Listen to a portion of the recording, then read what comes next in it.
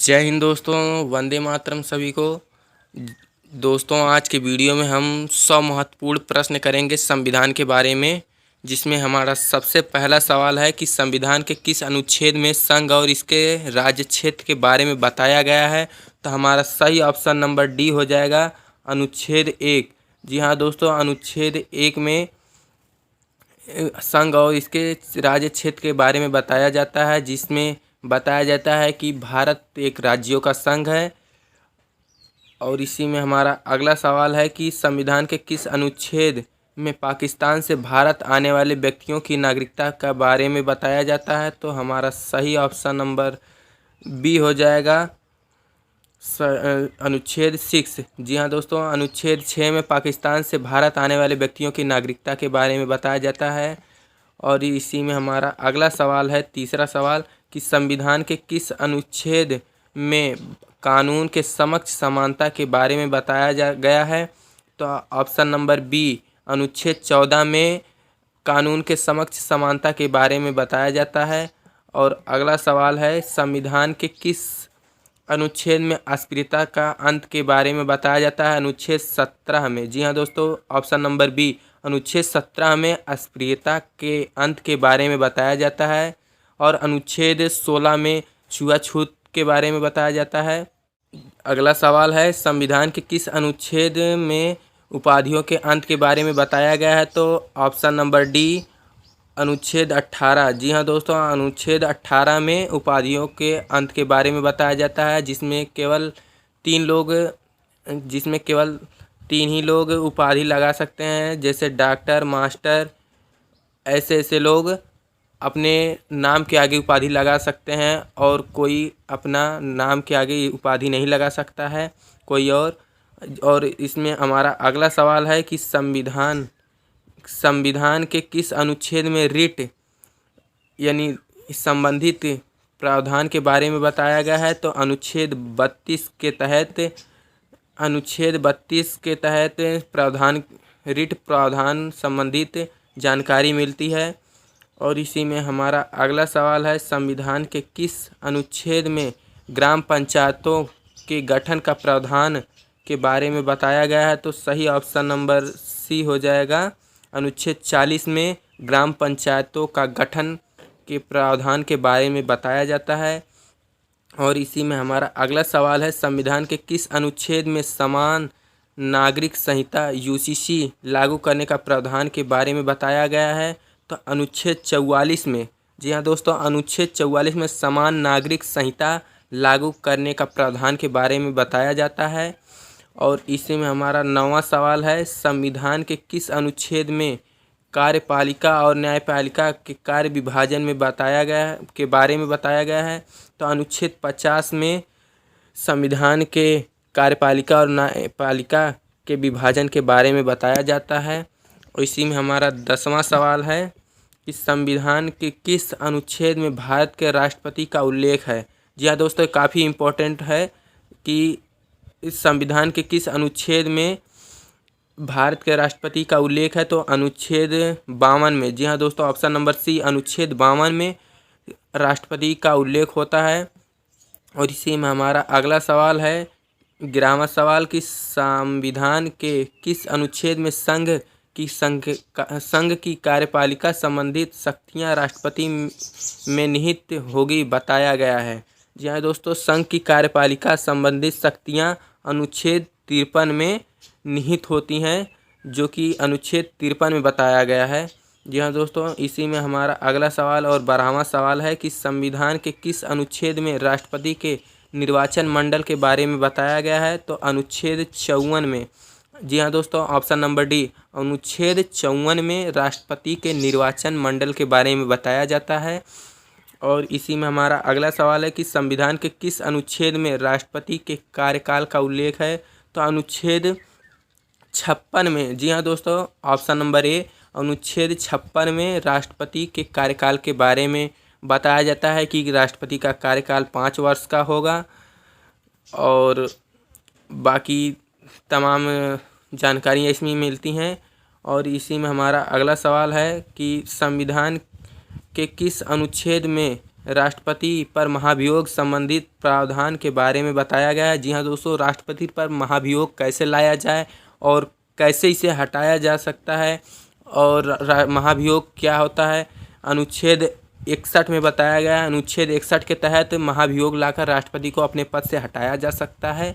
और इसी में हमारा अगला सवाल है कि संविधान के किस अनुच्छेद में भारत का उपराष्ट्रपति राज्यसभा का पदेन सभापति होगा। जी हाँ दोस्तों, ये भी काफ़ी इम्पोर्टेंट पॉइंट है कि राष्ट्रपति उपराष्ट्रपति राज्यसभा का पदेन सभापति किस अनुच्छेद के तहत होता है, तो अनुच्छेद 64 के तहत भारत का राष्ट्रपति उपराष्ट्रपति राज्यसभा का पदेन सभापति होता है।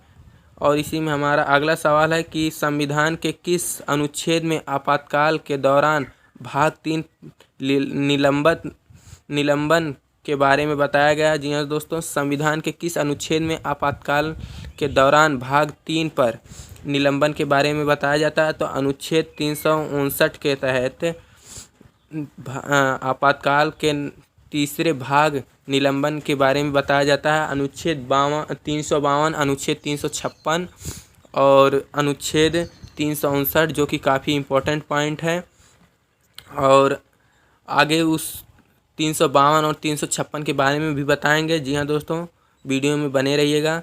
और हमारा 17वां सवाल है कि संविधान के किस अनुच्छेद में राष्ट्रपति द्वारा क्षमादान की शक्ति के बारे में बताया जाता है, जिसमें राष्ट्रपति किसी के भी सज़ा को माफ़ कर सकता है, किसी की फांसी को भी रुकवा सकता है, आपने सुना भी होगा, जो कि अनुच्छेद 72 के तहत वह किसी भी अपराधी की क्षमा को माफ़ कर सकता है या क्षमा कर सकता है। जी हाँ दोस्तों, इसी में हमारा अगला सवाल है 18वां सवाल कि संविधान के किस अनुच्छेद में भारत के महान्यायवादी का उल्लेख बताया गया है, तो अनुच्छेद 76 में भारत के महान्यायवादी का उल्लेख बताया गया है। महान्यायवादी दोस्तों वह होता है जो किसी भी नेता जैसे प्रधानमंत्री, राष्ट्रपति इत्यादि के साथ जो उनका केस लड़ता है उसे महान्यायवादी कहते हैं। इसी में हमारा अगला सवाल है कि संविधान के किस अनुच्छेद में संसद के गठन का उल्लेख है, तो अनुच्छेद 79। जी हाँ दोस्तों, अनुच्छेद 79 में संविधान के तहत अनुच्छेद संसद के गठन का उल्लेख करता है। और इसी में हमारा 20वां सवाल है कि संविधान के किस अनुच्छेद में राज्यसभा का उल्लेख है, तो अनुच्छेद 80 में। जी हाँ दोस्तों, अनुच्छेद 80 में राज्यसभा का उल्लेख है। और अनुच्छेद 79 में संसद का गठन है। जी हाँ दोस्तों, इसका ट्रिक हो जाएगा सरला। जी हाँ दोस्तों, सरला, जैसे सांसद, राज्यसभा, लोकसभा। अनुच्छेद 79 में संसद है और अनुच्छेद 80 में राज्यसभा है और अनुच्छेद 81 में लोकसभा। जी हाँ दोस्तों, ये तीनों आप एक साथ बना सकते हैं ट्रिक। सरला जो कि अनुच्छेद 79, 80, 81 को पूरा करेगा। इसी में हमारा अगला सवाल है। जी हाँ दोस्तों, देखिए आपको बताए थे लोकसभा अनुच्छेद 81 में, जो कि 21वां सवाल है कि संविधान के किस अनुच्छेद में लोकसभा का उल्लेख है, तो अनुच्छेद 81 में लोकसभा का उल्लेख है। और संविधान के किस अनुच्छेद में भारत के नियंत्रक महालेख परीक्षक CAG का उल्लेख है, तो अनुच्छेद 148 में। जी हाँ दोस्तों, अनुच्छेद 148 में नियंत्रक महालेखा का उल्लेख है। और हमारा 23वां सवाल है कि संविधान के किस अनुच्छेद में राज्यपाल की नियुक्ति के बारे में बताया गया है, तो राज्यपाल की नियुक्ति अनुच्छेद 155 के तहत राज्यपाल की नियुक्ति के बारे में बताया जाता है। और इसी में 24वां सवाल है कि संविधान के किस अनुच्छेद में राज्यपाल के अध्यादेश जारी करने की शक्ति के बारे में बताया जाता है। जी हाँ दोस्तों, राज्यपाल किस आर्टिकल के तहत अध्यादेश जारी कर सकता है, तो अनुच्छेद 213 के तहत। ऑप्शन नंबर ए, अनुच्छेद 213 के तहत अध्यादेश जारी कर सकता है। इसी में हमारा 25वां सवाल है कि संविधान के किस अनुच्छेद में नए राज्यों की स्थापना का प्रावधान है, अनुच्छेद 2 के तहत। जी हाँ दोस्तों, काफ़ी इम्पोर्टेंट है यह कि अनुच्छेद 2 के तहत संविधान में नए राज्यों की स्थापना के बारे में बताया गया है। और इसी में हमारा 26वां सवाल है कि संविधान के किस अनुच्छेद में संविधान की शुरुआत में नागरिकता का प्रावधान के बारे में बताया गया है। अनुच्छेद 5, जी हाँ दोस्तों, अनुच्छेद 5 में संविधान की शुरुआत में नागरिकता का प्रावधान बताया गया है। और इसी में हमारा 27वां सवाल हो जाएगा कि संविधान के किस अनुच्छेद में भारत से पाकिस्तान जाने वाली नागरिकता का प्रावधान के बारे में बताया गया है। जी हाँ दोस्तों, अनुच्छेद 6 में था कि पाकिस्तान से भारत आने वाली, और अनुच्छेद 7 जो कि काफ़ी इम्पोर्टेंट है कि अनुच्छेद 7 में भारत से पाकिस्तान जाने वाली और भारत पाकिस्तान से फिर लौटकर भारत आने वाले नागरिकता किस प्रकार दी जाएगी उसके बारे में बताया गया है अनुच्छेद 7 के तहत। और हमारा 28वां सवाल है कि संविधान के किस अनुच्छेद में विदेशी नागरिकता लेने पर भारत की नागरिकता के वंचित प्रावधान के बारे में बताया गया है, तो अनुच्छेद 9 के तहत। जी हाँ दोस्तों, अनुच्छेद 9 में जिस तरह आप भारत की एकल नागरिकता के बारे में जानते होंगे, सुने होंगे कि एकल नागरिकता भारत की है, जिसमें भारत यदि किसी भी देश से भारत का कोई भी व्यक्ति यदि दूसरे देश से नागरिकता लेता है तो भारत की नागरिकता छीन जाएगी, जो कि अनुच्छेद 9 के तहत है। जी हाँ दोस्तों, जिसे हम कह सकते हैं सटला तगैला। जी हाँ दोस्तों, जिस तरह आप किसी दूसरे से सटेंगे तो यहाँ से चले जाएंगे, उसी तरह यहाँ पे भी है अनुच्छेद 9 में कि किसी भी देश से आप नागरिकता लेंगे तो वहाँ यहाँ की नागरिकता भारत की चली जाएगी। और इसी में हमारा 29वां सवाल है कि संविधान के किस अनुच्छेद में राज्य की परिभाषा के बारे में बताया गया है। जी हाँ दोस्तों, राज्य की परिभाषा अनुच्छेद 12 में बताया गया है। और इसी में हमारा 30वां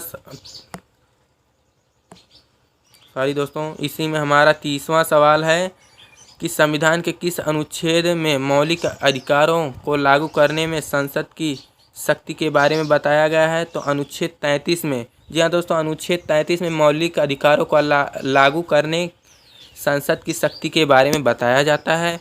और इसी में हमारा 31वां सवाल है कि संविधान के किस अनुच्छेद में मजदूरी और कुटीर उद्योगों के प्रोत्साहन के बारे में बताया गया है, तो अनुच्छेद 43। जी हाँ दोस्तों, अनुच्छेद 43 ऑप्शन नंबर डी में मजदूरी और कुटीर उद्योगों के प्रोत्साहन के बारे में बताया गया है। और इसी में हमारा 32वां सवाल है कि संविधान के किस अनुच्छेद में महत्वपूर्ण स्थानों और वस्तुओं का संरक्षण के बारे में बताया गया है, तो ऑप्शन नंबर बी अनुच्छेद 49 यानी 49, अनुच्छेद 49 में महत्वपूर्ण स्थानों और वस्तुओं के संरक्षण के बारे में बताया गया है, जिसमें आप जैसे लाल किला हो गया, लाल किला के संरक्षण की रिस्पॉन्सिबिलिटी राज्य सरकार की होती है और केंद्र सरकार की नहीं होती है। जिस जगह पर जो स्थान रहेगा, जैसे बड़ा बड़ा किला है, स्मारक स्थान है, उसकी जिम्मेदारी राज्य सरकार की होती है। और इसी में हमारा अगला सवाल है कि संविधान के किस अनुच्छेद में अंतर्राष्ट्रीय शांति और सुरक्षा संबंधित प्रावधान के बारे में बताया गया है, तो अनुच्छेद 51। जी हाँ दोस्तों, अनुच्छेद 51 में अंतर्राष्ट्रीय शांति और सुरक्षा संबंधित प्रावधान के बारे में बताया गया है। और इसी में हमारा 34वां सवाल हो जाएगा, संविधान के किस अनुच्छेद में राष्ट्रपति के निर्वाचन संबंधित पद्धति के बारे में बताया गया, तो अनुच्छेद 55। जी हाँ दोस्तों, अनुच्छेद 55 में राष्ट्रपति के निर्वाचन संबंधित पद्धति के बारे में बताया जाता है। इसी में हमारा अगला सवाल हो जाएगा कि संविधान के किस अनुच्छेद में राष्ट्रपति के पुनः निर्वाचन की पात्रता के बारे में बताया जाता है, तो सही ऑप्शन नंबर सी हो जाएगा अनुच्छेद 57 में। जी हाँ दोस्तों, अनुच्छेद 57 में राष्ट्रपति के पुनः निर्वाचन की पात्रता के बारे में बताया जाता है। और 36वां सवाल है कि संविधान के किस अनुच्छेद में राष्ट्रपति के लिए योग्यताएं के बारे में बताया जाता है कि राष्ट्रपति की बनने के लिए कौन सी योग्यता होगी, तो अनुच्छेद 58। जी हाँ दोस्तों, ऑप्शन नंबर बी अनुच्छेद 58 में राष्ट्रपति के योग्यता के बारे में बताया जाता है कि राष्ट्रपति की योग्यता क्या होगी। जी हाँ दोस्तों, इसी में हमारा अगला सवाल है कि संविधान के किस अनुच्छेद में राष्ट्रपति के पद के लिए शर्तें के बारे में बताया जाता है कि राष्ट्रपति को अपने पद पर बैठने के लिए कौन कौन सी शर्त होनी चाहिए, जिसमें काफ़ी कुछ शर्त होती है कि राष्ट्रपति सबसे पहले भारत का नागरिक हो और पागल दिवालिया ना हो। यही सब शर्त होती है, जिसमें हमारा ऑप्शन नंबर अनुच्छेद 59। जी हाँ दोस्तों, अनुच्छेद 59 में राष्ट्रपति के शर्त के बारे में बताया जाता है और संविधान के बारे में बताया जाता है। और इसी में हमारा अगला सवाल है कि संविधान के किस अनुच्छेद में राष्ट्रपति द्वारा शपथ का उल्लेख है। जी हाँ दोस्तों, ऑप्शन नंबर बी, अनुच्छेद 60 के तहत राष्ट्रपति के शपथ के बारे में बताया जाता है। और इसी में हमारा 39वां सवाल है कि संविधान के किस अनुच्छेद में राष्ट्रपति उपराष्ट्रपति का पद का उल्लेख है। जी हाँ दोस्तों, अनुच्छेद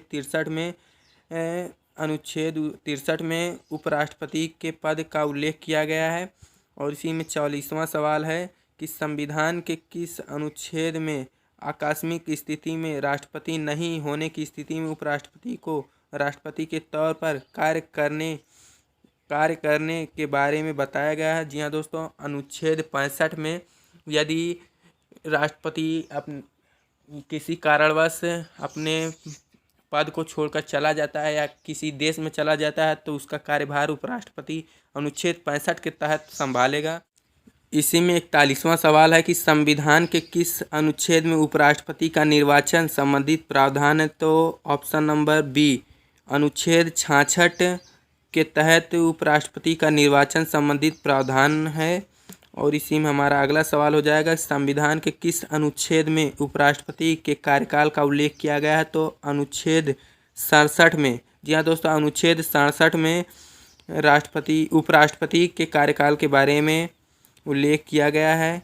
और अगला सवाल है कि संविधान के किस अनुच्छेद में राष्ट्रपति को सलाह देने के लिए मंत्रिपरिषद का उल्लेख होगा। तो अनुच्छेद 74 में। जी हाँ दोस्तों, ज़्यादा समय ना बर्बाद करते हुए फटाफट क्वेश्चन को आगे बढ़ाएंगे। अनुच्छेद 74 में राष्ट्रपति को सलाह देने के लिए मंत्रिपरिषद का उल्लेख है। और इसी में हमारा अगला सवाल है कि संविधान के किस अनुच्छेद में राष्ट्रपति को जानकारी देने के लिए प्रधानमंत्री के कर्तव्य के बारे में बताया जाता है। तो अनुच्छेद 78 में। जी हाँ दोस्तों, अनुच्छेद 78 में राष्ट्रपति को जानकारी देने के लिए प्रधानमंत्री के कर्तव्य के बारे में बताया जाता है। और इसी में हमारा 45वां सवाल है कि संविधान के किस अनुच्छेद में संसद की सदन की अवधि का उल्लेख होता है। जी हाँ दोस्तों, अनुच्छेद 83 में संसद के सदन की अवधि का उल्लेख किया गया है। और इसी में हमारा अगला सवाल हो जाएगा कि संविधान के किस अनुच्छेद में संसद की सदस्यता के लिए योग्यता के बारे में बताया गया है। जी हाँ दोस्तों, अनुच्छेद 84 में संसद की सदस्यता के बारे में बताया जाता है कि आप संसद का सदस्य बनने के लिए क्या क्या आपकी योग्यता होनी चाहिए। और इसी में हमारा अगला सवाल है कि संविधान के किस अनुच्छेद में राज्यसभा का सभापति और उपसभापति का उल्लेख है। जी हाँ दोस्तों, अनुच्छेद 89 यानी 89, अनुच्छेद 89 में राज्यसभा का सभापति उपसभापति का उल्लेख किया गया है। और इसी में हमारा अगला सवाल है कि संविधान के किस अनुच्छेद में धन विधेयक परिभाषा के बारे में बताया गया है। जी हाँ दोस्तों, ये काफ़ी इंपॉर्टेंट पॉइंट है जो कि एसएससी में काफ़ी बार पूछा गया है कि अनुच्छेद 110 के तहत धन विधेयक की परिभाषा के बारे में बताया जाता है। काफ़ी इंपॉर्टेंट पॉइंट है, इसे आप ज़रूर नोट कर लीजिएगा, एसएससी में पूछा गया है एक क्वेश्चन। और अगला सवाल है कि संविधान के किस अनुच्छेद में वार्षिक वित्तीय विवरण बजट का उल्लेख किया गया है। तो अनुच्छेद 112 के तहत वार्षिक वित्तीय विवरण का उल्लेख किया जाता है, जो कि ये भी काफ़ी इंपॉर्टेंट पॉइंट है, एसएससी काफ़ी बार पूछ चुका है। और इसी में हमारा अगला सवाल है कि संविधान के किस अनुच्छेद में राष्ट्रपति के अध्यादेश जारी करने के शक्ति के बारे में बताया जाता है। तो राष्ट्रपति का अध्यादेश अनुच्छेद 123 के तहत जारी करने के शक्ति के बारे में बताया जाता है। और इसी में हमारा अगला सवाल हो जाएगा, संविधान के किस अनुच्छेद में सर्वोच्च न्यायालय की स्थापना और गठन का उल्लेख है। तो अनुच्छेद 124 में। जी हाँ दोस्तों, अनुच्छेद 124 में सर्वोच्च न्यायालय की स्थापना के गठन के बारे में बताया जाता है। और इसी में हमारा अगला सवाल हो जाएगा, संविधान के किस अनुच्छेद में उच्चतम न्यायालय से परामर्श करने की राष्ट्रपति की शक्ति के बारे में बताया जाता है या बताया गया है। अनुच्छेद 143। जी हाँ दोस्तों, अनुच्छेद 143 के तहत उच्चतम न्यायालय से परामर्श करने की राष्ट्रपति की शक्ति के बारे में बताया गया है। और अगला सवाल हो जाएगा संविधान के किस अनुच्छेद में राज्यपाल का उल्लेख है। संविधान के किस अनुच्छेद में राज्यपाल का उल्लेख है, तो अनुच्छेद 153। जी हाँ दोस्तों, ये भी काफ़ी इंपॉर्टेंट पॉइंट है कि राज्यपाल का उल्लेख किस अनुच्छेद में किया गया है। तो राज्यपाल का उल्लेख 153 अनुच्छेद में किया गया है, अनुच्छेद नंबर 153 में किया गया है। और अगला सवाल हो जाएगा 54 सवाल कि संविधान के किस अनुच्छेद में राज्य की कार्यपालिका शक्तियाँ राज्यपाल के निहित होंगी के बारे में बताया गया है। जी हाँ दोस्तों, राज्यपाल की कार्यपालिकी शक्तियाँ राज्यपाल के निहित होंगी, यह अनुच्छेद 154 में बताया गया। जी हाँ दोस्तों, अनुच्छेद 154 में राज्य की कार्यपालिका शक्तियाँ राज्यपाल के निहित में होंगी, यह अनुच्छेद 154 में बताया गया है। और अगला सवाल हो जाएगा संविधान के किस अनुच्छेद में राज्यपाल का कार्यकाल के बारे में बताया गया। जी हाँ दोस्तों, राज्यपाल का कितने वर्ष का कार्यकाल होगा या कितने वर्ष का नहीं होगा, इसके बारे में अनुच्छेद 156 में बताया जाता है। और इसी में हमारा अगला सवाल हो जाएगा कि संविधान के किस अनुच्छेद में राज्य का महाधिवक्ता के बारे में बताया गया। जी हाँ दोस्तों, जो आप पढ़े होंगे महान्यायवादी, पिछले शुरू के क्वेश्चन में पढ़े होंगे एक क्वेश्चन कि महान्यायवादी के बारे में, जो कि केंद्र सरकार का वकील होता है महान्यायवादी, और जो महाअधिवक्ता होता है वह राज्य सरकार का वकील होता है, जो कि अनुच्छेद 165 के तहत, ये भी काफ़ी इंपॉर्टेंट पॉइंट है, आप नोट कर लीजिएगा कि अनुच्छेद 165 के तहत राज्य का महाधिवक्ता के बारे में बताया जाता है। दोस्तों, इसी में हमारा अगला सवाल हो जाएगा कि संविधान के किस अनुच्छेद में राज्यपाल को जानकारी देने के संबंध में मुख्यमंत्री के कर्तव्य के बारे में बताया गया है। तो ऑप्शन नंबर सी हो जाएगा 167 के तहत, अनुच्छेद 167 के तहत राज्यपाल को जानकारी देने के संबंध में मुख्यमंत्री के कर्तव्य के बारे में बताया जाता है। और इसी में हमारा अगला सवाल हो जाएगा संविधान के किस अनुच्छेद में राज्यों के विधानमंडलों का गठन प्रावधान के बारे में बताया जाता है। तो अनुच्छेद 168 के तहत राज्यों के विधानमंडलों के गठन के बारे में बताया जाता है। और इसी में हमारा अगला सवाल हो जाएगा कि संविधान के किस अनुच्छेद में राज्यों के लिए उच्च न्यायालय का प्रावधान के बारे में बताया गया है कि हर राज्यों में उच्च न्यायालय होगा, तो उसका अनुच्छेद 214 के तहत उच्च न्यायालयों के बारे में बताया गया है। और इसी में हमारा अगला सवाल हो जाएगा कि संविधान के किस अनुच्छेद में विधान परिषद का सभापति और उपसभापति के बारे में बताया गया है। तो अनुच्छेद 182 के तहत विधान परिषद का सभापति और उपसभापति के बारे में बताया जाता है। और हमारा अगला सवाल हो जाएगा संविधान के किस अनुच्छेद में विधान परिषद के उपसभापति का सभापति के तौर पर कार्य करने की शक्तियों के बारे में बताया गया। जी हाँ दोस्तों, विधान परिषद के उपसभापति का सभापति के तौर पर कार्य करने की शक्तियों के बारे में अनुच्छेद 184 के तहत बताया गया है, जो कि काफ़ी इंपॉर्टेंट क्वेश्चन है, जिसे आप नोट कर सकते हैं कॉपी पर। इसी में हमारा अगला सवाल है कि संविधान के किस अनुच्छेद में राज्य विधानमंडल का सचिव के बारे में बताया गया है। तो अनुच्छेद 187 के तहत राज्य के विधानमंडल का सचिव के बारे में बताया गया है। और इसी में हमारा अगला सवाल हो जाएगा कि संविधान का कौन सा अनुच्छेद राज्य विधानमंडल के वार्षिक वित्तीय विवरण के बारे में बताता है। तो अनुच्छेद 202। जी हाँ दोस्तों, अनुच्छेद 202 राज्य विधानमंडल के वार्षिक वित्तीय विवरण के बारे में बताता है। और इसी में हमारा अगला सवाल हो जाएगा संविधान के किस अनुच्छेद में उच्च न्यायालय के न्यायाधीश की नियुक्ति और उनके पद के शर्तों के बारे में बताया गया। जी हाँ दोस्तों, उच्च न्यायालय में जो न्यायाधीश होते हैं उनको उच्च न्यायालय में वकील बनने के लिए या न्यायाधीश बनने के लिए क्या योग्यता होनी चाहिए, कितना पढ़े होने चाहिए, कहाँ से कौन सी डिग्री होनी चाहिए, इसके बारे में अनुच्छेद 217 में बताया गया है। और हमारा अगला सवाल और 65वां सवाल हो जाएगा संविधान के किस अनुच्छेद में 2 या 2 से अधिक राज्यों के एक ही उच्च न्यायालय की स्थापना के बारे में बताया गया। जिस तरह कि उच्च न्यायालय, जैसे किसी राज्य में उच्च न्यायालय नहीं है तो 2 या 2 से अधिक उच्च न्यायालय, 2 या 2 से अधिक राज्य उसी उच्च न्यायालय में जाकर अपना केस दर्ज करवा सकते हैं। तो अनुच्छेद 231 के तहत यह सारी बातें बताई गई हैं, जिससे आप डिटेल में एक एक संविधान के बारे में देख सकते हैं। या आप कमेंट करिएगा तो हम उस पर भी वीडियो बना देंगे उस अनुच्छेद के ऊपर डिटेल में। और हमारा अगला सवाल है कि संविधान के किस अनुच्छेद में भारत की संचित निधि का उल्लेख किया गया है। जी हाँ दोस्तों, अनुच्छेद 266 में भारत की संचित निधि के बारे में बताया गया है कि भारत का खजाना कहाँ रखा है। संचित निधि उसे कहते हैं जो भारत का धन जो टैक्स जाता है वह पैसा कहाँ रखा जाता है, उसे ही संचित निधि कहते हैं। इसी में हमारा अगला सवाल हो जाएगा, संविधान के किस अनुच्छेद में वित्तीय आयोग का उल्लेख है। जी हाँ दोस्तों, 280 अनुच्छेद 280 में वित्तीय आयोग का उल्लेख किया गया है। और इसी में हमारा अगला सवाल हो जाएगा, संविधान के किस अनुच्छेद में अखिल भारतीय सेवाओं का उल्लेख है। जी हाँ दोस्तों, अखिल भारतीय सेवा यूपीएससी होती है। जी हाँ दोस्तों, जो यूपीएससी होती है यह अखिल भारतीय सेवाओं का उल्लेख इसमें अनुच्छेद 312 में किया गया है।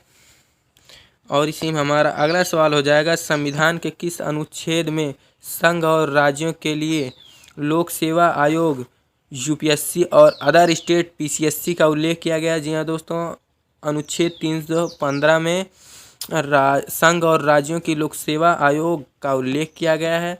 इसी में हमारा 70वां सवाल हो जाएगा, संविधान के किस अनुच्छेद में लोक सेवा आयोग के सदस्यों की नियुक्ति और अवधि के बारे में बताया गया है। तो अनुच्छेद 316 में लोक सेवा के आयोग की सदस्यों की नियुक्ति और अवधि के बारे में बताया जाता है।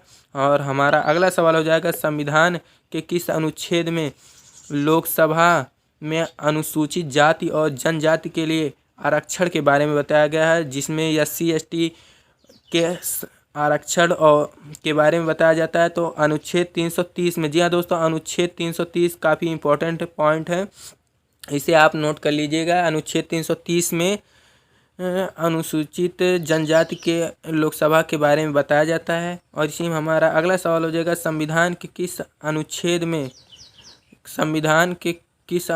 विधानसभा में अनुसूचित जातियों और जनजातियों के आरक्षण के बारे में बताया जाता है। अनुच्छेद 332 में, जी हाँ दोस्तों, अनुसूचित जातियों और जनजातियों के आरक्षण के बारे में 332 में बताया गया है। और इसी में हमारा अगला सवाल हो जाएगा, संविधान के किस अनुच्छेद में अनुसूचित जातियां SC के बारे में बताया गया है। तो SC के बारे में जी हाँ दोस्तों, 341 में केवल SC के बारे में बताया गया है। जी हाँ दोस्तों, यह काफ़ी इंपॉर्टेंट पॉइंट, इसे आप नोट कर लीजिएगा कि अनुच्छेद 341 में अनुसूचित जातियां SC के बारे में बताया गया है। और अगला सवाल है, संविधान के किस अनुच्छेद में अनुसूचित जनजाति ST के बारे में बताया गया है। तो ST के बारे में 342 अनुच्छेद में बताया गया है, जिसमें केवल ST के बारे में बताया जाता है। अनुच्छेद 342 में काफ़ी इंपॉर्टेंट पॉइंट है, इसे आप नोट कर लीजिएगा। और इसी में हमारा अगला सवाल है कि संविधान के किस अनुच्छेद में राज्य की राजभाषा का उल्लेख किया गया है। तो अनुच्छेद 343 में, जी हाँ दोस्तों, अनुच्छेद 343 में राजभाषा का उल्लेख किया गया है। और हमारा अगला सवाल है कि संविधान के किस अनुच्छेद में आपातकाल की घोषणा का उल्लेख के बारे में बताया गया है। तो 352, जी हाँ दोस्तों, 352 में अनुच्छेद 352 में आपातकाल की घोषणा के बारे में बताया जाता है कि भारत में आपातकाल कब लग सकता है। जिस तरह आप देखे होंगे कोरोना के समय पूरा भारत बंद हो गया था, उसे ही आपातकाल कहते हैं। ऐसी स्थितियों में आपातकाल लगवाकर पूरे भारत को बंद कर दिया जाता है। यह कई प्रकार का होता है, आगे जानेंगे। और हमारा अगला सवाल है कि संविधान के किस अनुच्छेद में राज्यों के संवैधानिक तंत्र के विफल हो जाने की दशा में उपबंध के बारे में बताया गया। तो अनुच्छेद 356 के तहत संविधान राज्यों के संवैधानिक तंत्र के विफल हो जाने की दशा में उपबंध के बारे में बताया जाता है।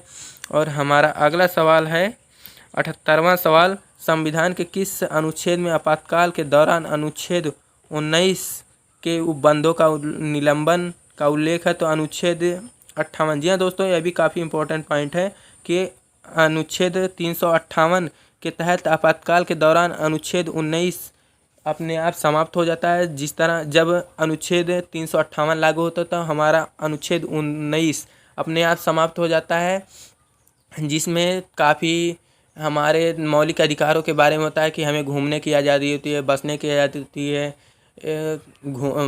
किसी जगह व्यापार करने की आज़ादी होती है, यह सब छीन जाता है हमसे, हमारा मौलिक अधिकार समझो छीन जाता है।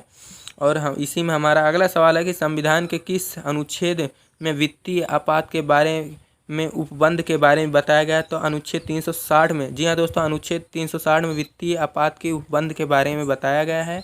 और हमारा अगला सवाल और 80वां सवाल हो जाएगा, संविधान के किस अनुच्छेद में संविधान संशोधन का प्रावधान के बारे में बताया गया? जी हाँ दोस्तों, अनुच्छेद 368 में। जी हाँ दोस्तों, अनुच्छेद 368 में संविधान का संशोधन के बारे में बताया जाता है कि संविधान में आप किस तरह से संशोधन कर सकते हैं। जो कोई भी संशोधन होता है तो वह किसके तहत होता है? तो अनुच्छेद 368 के तहत होता है।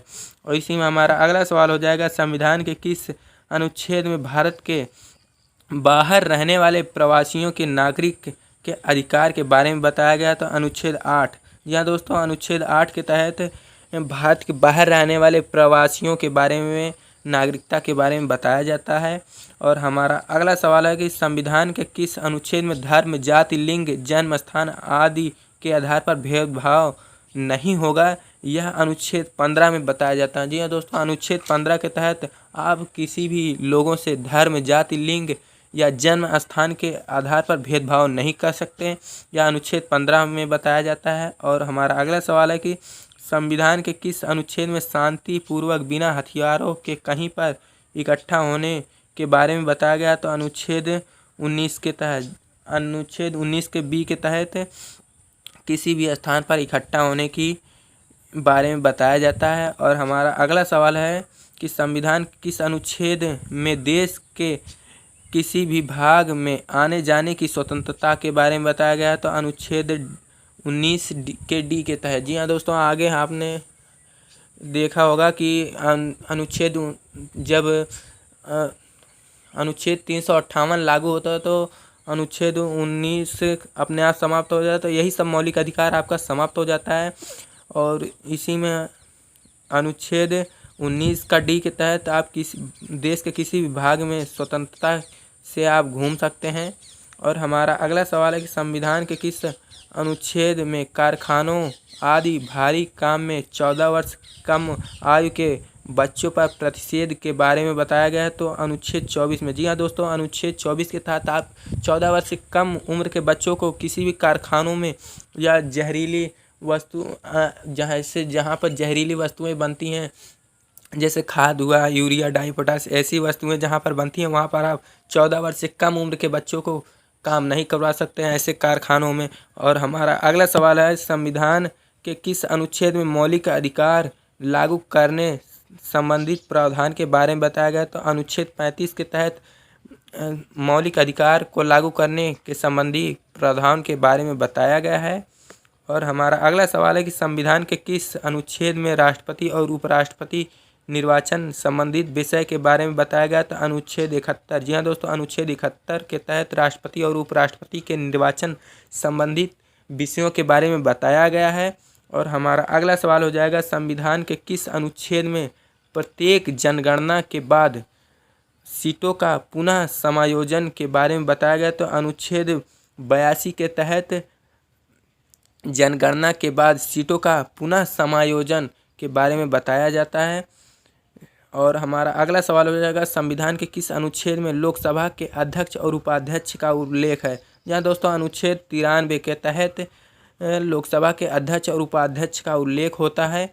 और हमारा अगला सवाल हो जाएगा कि संविधान के किस अनुच्छेद में राज्यसभा के सभापति और उपसभापति तथा लोकसभा अध्यक्ष और उपाध्यक्ष के वेतन भत्ते के बारे में बताया जाता है? तो अनुच्छेद 97 के तहत राज्यसभा के सभापति और उपसभापति तथा लोकसभा अध्यक्ष उपाध्यक्ष के वेतन भत्ते के बारे में बताया जाता है, अनुच्छेद 97 के तहत। और हमारा अगला सवाल है कि संविधान के किस अनुच्छेद में संसद में प्राक्कलन के संबंध में प्रक्रिया के बारे में बताया जाता है? तो अनुच्छेद 113 के तहत संसद में प्राक्कलन के संबंध में प्रक्रिया के बारे में बताया जाता है। हमारा अगला सवाल हो जाएगा कि संविधान के किस अनुच्छेद में कुछ रिट जारी करने के लिए सर्वोच्च न्यायालय को शक्तियों का प्रदान करना के बारे में बताया गया है? तो अनुच्छेद 139 के तहत कुछ रिट जारी करने के लिए सर्वोच्च न्यायालय की शक्तियों के बारे में बताया जाता है। और हमारा अगला सवाल है कि संविधान के किस अनुच्छेद में राज्यपाल की सहायता और सलाह के लिए मंत्रिपरिषद का उल्लेख है। यहाँ दोस्तों अनुच्छेद 163 में राज्यपाल की सहायता और सलाह के लिए मंत्रिपरिषद का उल्लेख होता है। और इसी में हमारा अगला सवाल है कि संविधान के किस अनुच्छेद में राज्यों में विधान परिषदों का बनाना और भंग करना के बारे में बताया गया है। तो अनुच्छेद 169 के तहत राज्यों में विधान परिषदों का बनना और भंग करना के बारे में बताया जाता है। इसी में हमारा अगला सवाल है कि संविधान के किस अनुच्छेद में विधानमंडल में धन विधेयक परिभाषा के बारे में बताया गया। तो अनुच्छेद 199 के तहत विधानमंडल में धन विधेयक की परिभाषा के बारे में बताया जाता है। इसी में हमारा अगला सवाल हो जाएगा कि संविधान के किस अनुच्छेद में लोकसभा और विधानसभा के लिए निर्वाचन वयस्क मताधिकार के आधार पर होगा, इसके बारे में बताया जाता है। तो अनुच्छेद 326 के तहत लोकसभा और विधानसभा के निर्वाचन और वयस्क मताधिकारों के बारे में बताया जाता है। इसी में हमारा अगला सवाल हो जाएगा संविधान के किस अनुच्छेद में अनुसूचित जाति एससी के राष्ट्रीय आयोग के बारे में बताया गया है। तो अनुच्छेद 338 में अनुसूचित जाति एससी के राष्ट्रीय आयोग के बारे में बताया जाता है। और हमारा अगला सवाल हो जाएगा कि संविधान के किस अनुच्छेद में राज्यों की सीमा और नाम में परिवर्तन का प्रावधान है। तो अनुच्छेद 3। जी हाँ दोस्तों, काफ़ी इंपॉर्टेंट पॉइंट है कि राज्यों की सीमा और नाम में परिवर्तन किस अनुच्छेद के तहत किया जा सकता है। तो अनुच्छेद 3 के तहत किसी भी राज्य की सीमा को घटाया या बढ़ाया जा सकता है या उसके नाम में परिवर्तन किया जाता है। तो अनुच्छेद 3 के तहत। इसी में हमारा अगला सवाल हो जाएगा संविधान के किस अनुच्छेद में बोलने की स्वतंत्रता अभिव्यक्ति स्वतंत्रता के बारे में बताया गया। तो अनुच्छेद 19 का 1 के तहत बोलने की स्वतंत्रता के बारे में बताया जाता है। और इसी में हमारा अगला सवाल है कि संविधान के किस अनुच्छेद में संसद में प्रयोग की जाने वाली भाषा के बारे में बताया गया है। तो संसद में प्रयोग की जाने वाली भाषा के बारे में अनुच्छेद 120 में बताया गया है। और इसी में हमारा इस आखिरी या क्वेश्चन था और हमारा कुछ टेस्ट है। आप अगर पूरा वीडियो देखे होंगे तो इसी में हमारा कुछ टेस्ट है कि संविधान के किस अनुच्छेद में आपातकाल की घोषणा का उल्लेख के बारे में बताया गया। तो यह आपका ऑप्शन है, जिसे आप अपना क्वेश्चन का आंसर कमेंट बॉक्स में बता दीजिएगा कि संविधान के किस अनुच्छेद में आपातकाल की घोषणा का उल्लेख है। और हमारा अगला सवाल है कि संविधान के किस अनुच्छेद में संविधान संशोधन के प्रावधान के बारे में बताया गया है। तो संविधान संशोधन के प्रावधान के बारे में अभी जल्द ही बताए हैं इसी वीडियो में, उसी का भी आप कमेंट बॉक्स में उत्तर ज़रूर दीजिएगा। जी हाँ दोस्तों, उम्मीद करेंगे वीडियो काफ़ी अच्छी लगी होगी और पसंद भी आया होगा। काफ़ी इम्पोर्टेंट और चुनिंदा पॉइंट हैं, इसे आप ज़रूर देखिएगा इस पूरे वीडियो को। धन्यवाद दोस्तों आपको पूरा वीडियो देखने के लिए। और सभी क्वेश्चन जो 2 क्वेश्चन लास्ट में बोले हैं उनका आंसर आप कमेंट बॉक्स में ज़रूर बताइएगा। धन्यवाद। जय हिंद, वंदे मातरम दोस्तों।